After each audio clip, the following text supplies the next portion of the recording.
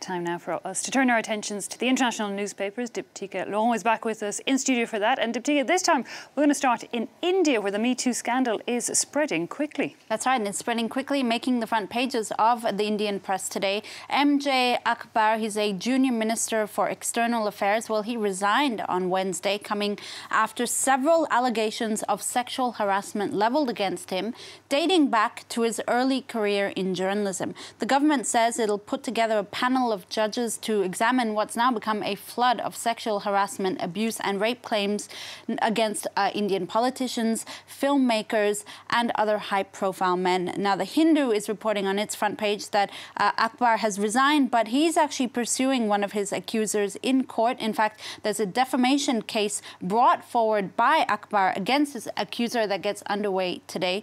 Now, the allegations against him were also a stain on Narendra Modi's government. His departure, a relief for the Indian Prime Minister, you might say, according to this cartoon from The Hindu, who's managed to get rid of Akbar and the heavy baggage, those sexual harassment claims.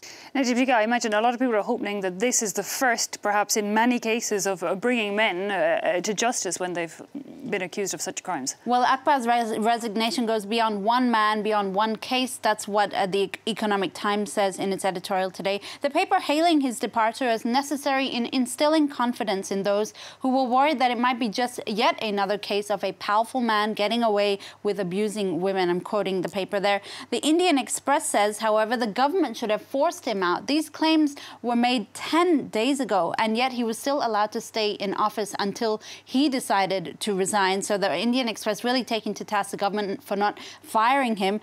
They say firing him would have sent a strong signal about its zero-tolerance policy on sexual intimidation. Nonetheless, this moment, this resignation is, I quote, an exit, a beginning and a seminal moment in India's Her Story. OK, well, let's move on now. And the Washington Post has published the last article written by Jamal Khashoggi, the Saudi journalist reportedly killed in the Saudi consulate in Istanbul. It's a poignant piece. It was sent to the Washington Post the day after Jamal Khashoggi went missing. The Washington Post editor, Karen Attias, says she held off publishing it until now because she was hoping he'd come back. Now I have to accept, she says, that that's not going to happen. And in this piece, his final piece ever for the Times, he condemns a lack of press freedom in the Arab world, noting that in the Press Freedom Index in 2018, Tunisia was the only country in the Arab world that was classified as having a free press. Khashoggi says that despite the hopes that the Arab Spring uprisings brought, most societies have either fallen back on the status quo or become worse than before. He slams Arab governments for giving free rein to censor free press. The result being those in the Arab world simply don't know or are uninformed or not informed at all about the problems affecting them. The Arab world, he says, was facing its own version of an Iron Curtain, but this time imposed by the domestic forces from within, vying for power. So clearly up to his last days, he was really holding on to these outspoken views, ultimately, reportedly, costing his life.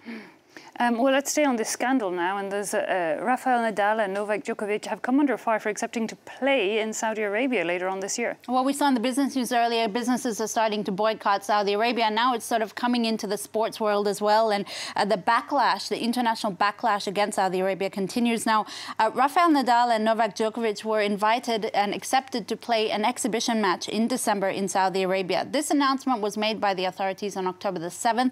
That was a day after Khashoggi went missing. And for this Guardian writer, the two players should boycott the exhibition match because it's not a good look for Rafa and Joko, two men of great conscience who do a lot for their own personal charities, to ignore the seriousness of these circumstances. But it does bring up a thorny question about whether sports should get political, whether they should take a stance or not.